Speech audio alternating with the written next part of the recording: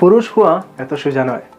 একটু বড় হওয়ার পর হঠাৎ করেই বোঝা যায় খুব তাড়াতাড়ি বড় হতে হবে, পুরো সংসারের দায়িত্ব নিতে হবে। ঘর বানানোর জন্য পুরুষকে ঘর ছেড়ে বাইরে যেতে হয় বছরের পর বছর। মৃত্যুর আগে অবধি হয়তো কখনো পাকাপাকিভাবে বাড়ি ফেরা হয় না।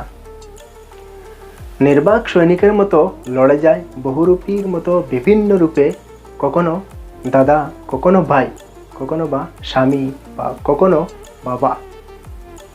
পুরুষকে কখনো কাঁদতে দেখবেন না, কারণ সে জানে কাঁদলে সান্ত্বনা দেওয়ার মতো কাউকে পাশে পাওয়া যায় না। বিভিন্ন কারণে যদি স্ত্রীর সাথে ঝগড়াও হয়ে যায়, সে হয়তো চুপ করে থাকে বা একবেলা না খেয়ে থাকে, তবুও তার কোনো বাপের বাড়ি হয় না যেখানে গিয়ে সে তার অভিমানটা প্রকাশ করতে পারবে। যতই শিক্ষার ডিগ্রি থাকুক, পুরুষের সম্মানটা তার উপার্জন এবং মূলধনের উপরে নির্ভর করে।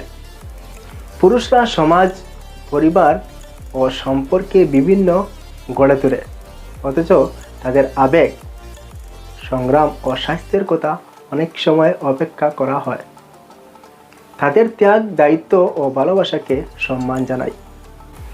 আপনারা আমাদের জীবনে আলো হয়ে থাকুন, নিজের যত্ন নিন, আপনার অনুভূতিগুলোকে সম্মান দিন।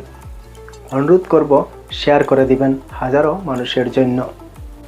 ভালোভাবে দেখুক, যারা বলে পুরুষ জাত খারাপ, তাদের জন্য পোস্টটা শেয়ার দেওয়ার অনুরোধ করেছি। আমি নিজের জীবন দিয়ে উপলব্ধি করেছি, যারা ছেড়ে যাওয়ার সিদ্ধান্ত নেয় তাদেরকে হাতে পায়ে ধরে হাজার চেষ্টা করেও ফেরানো যায় না, নিজের কাছে আগলেও রাখা যায় না। ছেড়ে যাওয়ার সময় মানুষগুলো বড্ড কঠিন হয়ে যায়, উল্টো বদিকের মানুষটার ভেতর ভেতর মরে যাচ্ছে জেনেও ওরা চলে যায়, পেছনে ঘুরেও তাকায় না।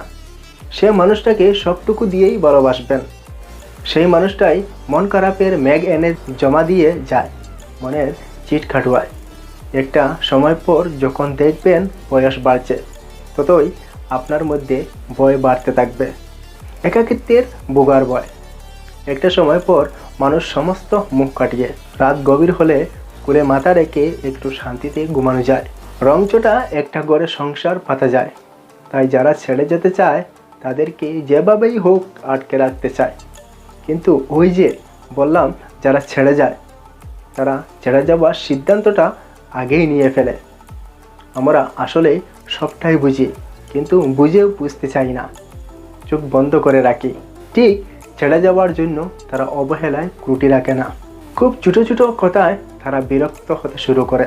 সারাদিনের 2 মিনিটের জন্য কথা বলতে চাইলেও সাফ জানিয়ে দেয় ব্যস্ত আছি, ভীষণ চাপ।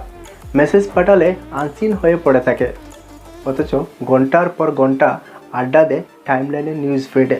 আলটিমেটলি তাদের ছেড়ে দিতে হয়। তাদের সিদ্ধান্তকে সম্মতি জানিয়ে তারা বলার আগেই দরজাটা খুলে দিতে জানতে চায়। আবার কোনো সময় এই মানুষগুলো ফিরেও আসতে চাইবে, ফিরে আসা যায়, কিন্তু ফিরে আসা গেলেও ফিরিয়ে নেওয়া যায় না বোধ হয়। যদি এই ভিডিও আপনারা ইউটিউবে দেখেন তাহলে সাবস্ক্রাইব করে বেল আইকন দিয়ে সঙ্গে রাখবেন, এবং ফেসবুকে দেখেন তাহলে ফলো করে অন্যদেরকে দেখার সুযোগ করে দিবেন। আপনারা ভালো থাকবেন, সুস্থ থাকবেন এবং আমার জন্য দোয়া করবেন।